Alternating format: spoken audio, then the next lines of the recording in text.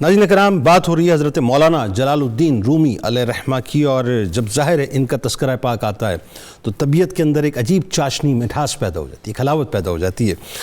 اچھا، میں آپ کو بتلا رہا تھا کہ ان کا زہد و قناعت بھی بڑا عجیب ناس ہے۔ اچھا، کیوں نہ ہو، چونکہ ظاہر ہے والد گرامی کا معاملہ ایسا ہے نا، جیسا کہ ابھی ابتدائی گفتگو ہوئی تھی کہ شاہ خوارزم معتقد تھا، لیکن ایک مرتبہ جب آپ کی خدمت میں گیا، یعنی آپ کی والد گرامی کی، تو اس نے دیکھا کہ اتنا کثیر مجمع،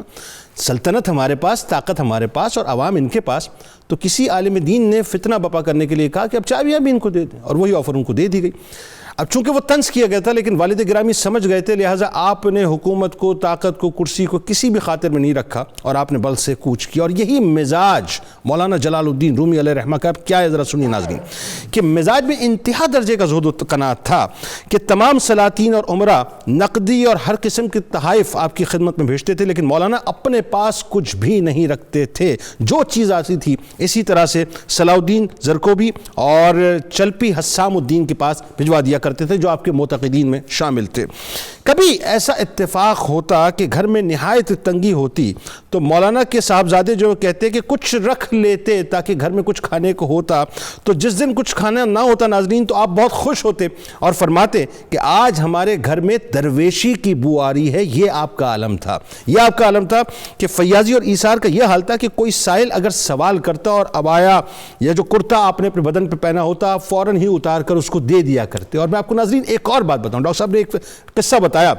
ایک اور عجیب سا قصہ ہے کہ ایک دفعہ آپ مریدوں کے ساتھ چل کے جا رہے تھے تو ایک تنگ گلی کے اندر ایک کتا سرے راہ سو رہا تھا۔ دیکھیے اللہ تعالیٰ کس وجہ سے فضیلت عطا کرتا ہے انسان کو نہیں معلوم۔ ایک کتا سرے راہ سو رہا تھا، گلی تنگ تھی، آپ وہیں رک گئے، بالکل رک گئے،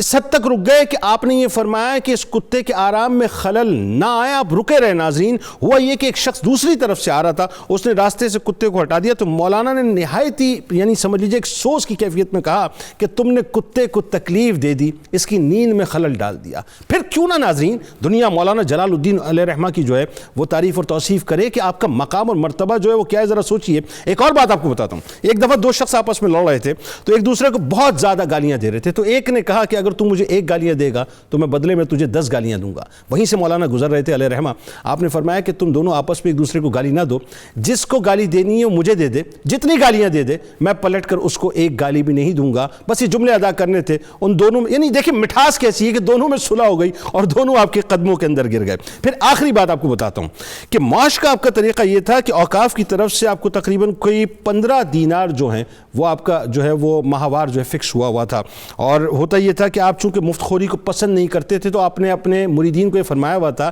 کہ کوئی بھی کسی بھی پہر میں فتویٰ لینے آئے تو مجھے اٹھا دینا، جگہ دینا، میں کسی بھی کام میں مشغول ہوں، کیونکہ میں چاہتا ہوں کہ میں حلال کماؤں، حرام نہ کماؤں۔ اللہ تبارک و تعالیٰ ناظرین یہ ویسے تو بظاہر بہت چھوٹے چھوٹے پیغامات ہیں، لیکن یہ اتنے بڑے ہیں کہ اگر اس پر عمل کرنا شروع کر دیں تو آپ کو پتہ ہی نہیں کہ آپ کا مقام اور مرتبہ کہاں ہو جائے۔